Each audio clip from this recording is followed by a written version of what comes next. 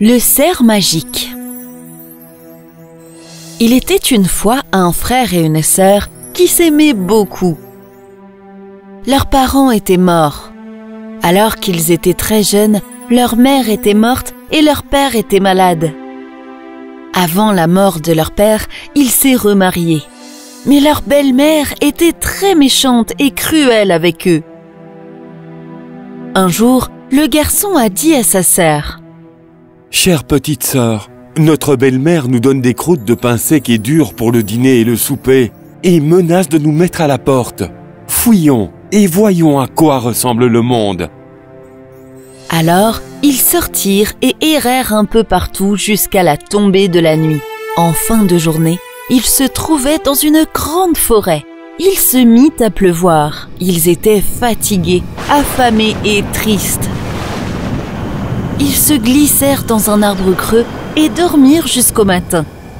À leur réveil, ils quittèrent leur lieu de refuge et s'en allèrent à la recherche d'eau. « Oh, j'ai tellement soif !»« Si seulement on pouvait trouver un ruisseau ou un cours d'eau !»« Écoute, je crois entendre un ruisseau qui coule. » Il prit alors sa sœur par la main et ils coururent ensemble pour la trouver. La marâtre de ses enfants était une méchante sorcière. Elle les avait suivis dans la nuit et avait ensorcelé toutes les sources et les ruisseaux de la forêt. Le frère et la sœur atteignirent le ruisseau et la sœur entendit le gazouillis du ruisseau. « Celui qui boira de moi sera bientôt un tigre. »« Waouh! Mon frère, attends! Ne bois pas! Sinon tu deviendras une bête sauvage et tu me mettras en pièces. » Assoiffé comme jamais, le frère conquit son désir de boire à ces paroles et dit: « Chère sœur, j'attendrai que nous arrivions à une source. » Ils s'éloignèrent donc, mais comme ils s'approchaient, elle entendit de nouveau le bouillonnement de la source. « Celui qui boira de moi deviendra un loup. » Frère, je t'en prie, ne bois pas de cette source, tu deviendras un loup et tu me dévoreras. Une fois de plus, le frère renonça à boire et promit d'attendre, mais il dit: « Au prochain ruisseau, je dois boire. Ma soif est si grande. » Non loin de là, coulait un joli ruisseau, mais celui-ci aussi, dans ses eaux murmurantes, la sœur entendit les mots: « Celui qui osera boire de moi sera transformé en cerf. »« Cher frère, ne bois pas !» Elle commença, mais elle arriva trop tard, car son frère s'était déjà agenouillé pour boire et il devint un faon. Mais il ne se sauva pas et resta près d'elle. Alors elle dit: « Reste tranquille, cher faon, n'aie pas peur, je dois prendre soin de toi, je ne te quitterai jamais. » Elle détacha donc sa jarretière d'or et l'attacha autour du cou du faon. Puis elle rassembla quelques joncs verts et doux et les tresse en une ficelle souple qu'elle attacha au collier d'or du faon, puis l'amena dans les profondeurs de la forêt. Après avoir erré pendant un certain temps, elle trouva enfin une petite hutte abandonnée et elle pensa qu'elle constituerait un bel abri pour eux deux. Elle fit donc entrer le faon et ferma la porte. Chaque matin, elle sortait pour cueillir des baies pour elle et de l'herbe fraîche pour le faon, qu'il mangeait dans sa main, puis il sortait avec elle et jouait. Après avoir passé des années seule dans la forêt, la petite sœur était devenue une jolie jeune fille et le faon un grand cerf. Un jour, un prince arriva dans la forêt avec son groupe de chasseurs. Le cor, les aboiements des chiens, les cris des chasseurs résonnaient dans la forêt et étaient entendus par le cerf. Il supplia sa sœur de le laisser aller voir. Elle ouvrit la porte et dit: « Je te laisserai partir, mais n'oublie pas de dire: « Chère petite sœur, laisse-moi entrer à ton retour ce soir. » Très vite, le maître chasseur aperçut le beau cerf au collier d'or, le montra au prince et ils décidèrent de le chasser.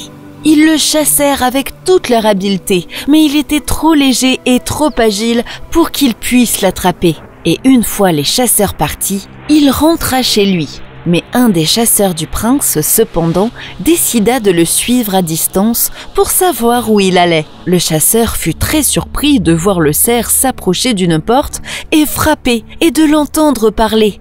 « Chère sœur, laisse-moi entrer. » La porte s'ouvrit un peu et se referma rapidement, mais le chasseur en avait vu assez pour être stupéfait. Et lorsqu'il revint pour raconter au prince ce qu'il avait vu, le prince fut lui aussi stupéfait. « Nous devrons découvrir ce mystère. » Le lendemain matin, le chasseur conduisit le prince à la maison de campagne. Lorsque le prince le vit, il continua seul. La porte était entr'ouverte. Le prince entra et, très étonné, il vit une jeune fille plus belle que jamais devant lui. Elle avait l'air effrayée. Après une petite conversation, il lui prit la main et lui dit « Veux-tu me suivre dans mon château et être ma chère épouse ?»« Ah oui, je partirai volontiers, mais je ne peux pas laisser mon cher cerf. Il doit m'accompagner. » « Il restera avec vous aussi longtemps que vous vivrez. » Alors qu'il parlait, le cerf se leva, l'air heureux. Peu après, leur mariage fut célébré avec une grande splendeur. La méchante marâtre qui avait causé tant de malheur à ces deux jeunes gens apprit leur bonheur. L'envie et la malice se répandirent dans son cœur et elle jura de les détruire. Elle prit l'apparence d'une infirmière et vint au château lorsque la reine eut un bébé, et le prince lui demanda de s'occuper de la reine et du nouveau-né. Elle enferma la reine dans la salle de bain et prit le bébé dans son berceau pour le jeter par le balcon de la reine.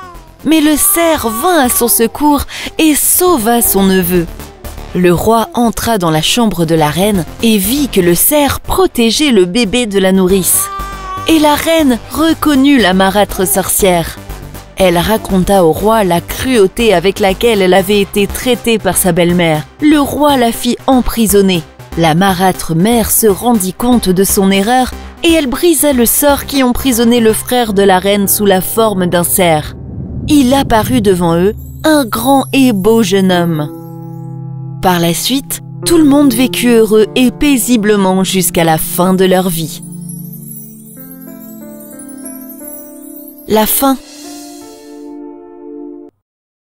Si vous avez aimé cette histoire, n'hésitez pas à vous abonner à notre chaîne et à cliquer sur l'icône de la cloche pour les prochaines éditions. Surtout, n'oubliez pas de commenter.